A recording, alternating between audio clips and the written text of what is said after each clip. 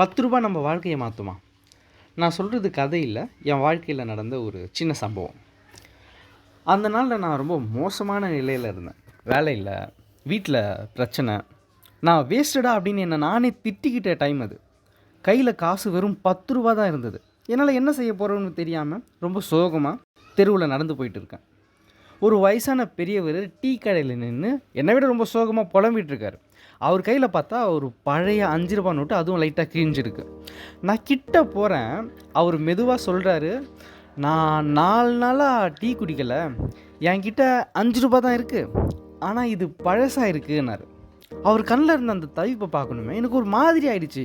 நான் என்கிட்ட இருந்த ரூ. 10 அவர்கிட்ட கொடுத்துட்டேன். சின்னதாக ஒரு சந்தோஷம்.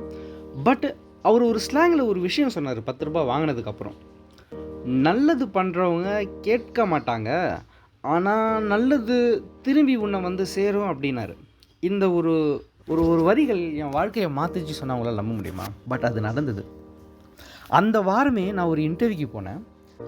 அந்த இன்டர்வியூக்கு போகும்பொழுது திடீர்னு இவர் சொன்ன வார்த்தை எனக்கு ஞாபகத்துக்கு வந்தது. நல்லது திரும்பி உன்னை வந்து சேரும், நல்லது திரும்பி உன்னை வந்து சேரும். பட் இன்டர்வியூ முடிஞ்சிடுச்சு. மறுநாள் எனக்கு கால் வந்தது. நீங்கள் இன்டர்வியூவில் செலக்ட் ஆகிட்டீங்கன்றாங்க, ஜாயினிங் டேட் சொல்கிறாங்க. என்னால் நம்ப முடியல. நான் கொடுத்த ரூ. 10 எனக்கு நல்ல சேலரி பேக்கேஜில் வேலை வாங்கி தரவங்க. பட் அது நடந்தது. இதிலேருந்து நான் கற்றுக்கிட்ட லெசன் என்னென்னா, நல்லது பண்ணுறவங்க கையில் எப்பவுமே வெறுமை வராது, பட் கஷ்டம் இருக்கும். ஆனால் இந்த யூனிவர்ஸ் நல்லது நிறைய கொடுக்கும்.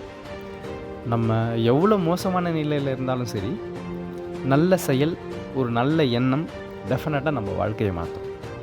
சின்னதாக உங்ககிட்ட ஷேர் பண்ணணும்னு தோணுச்சு.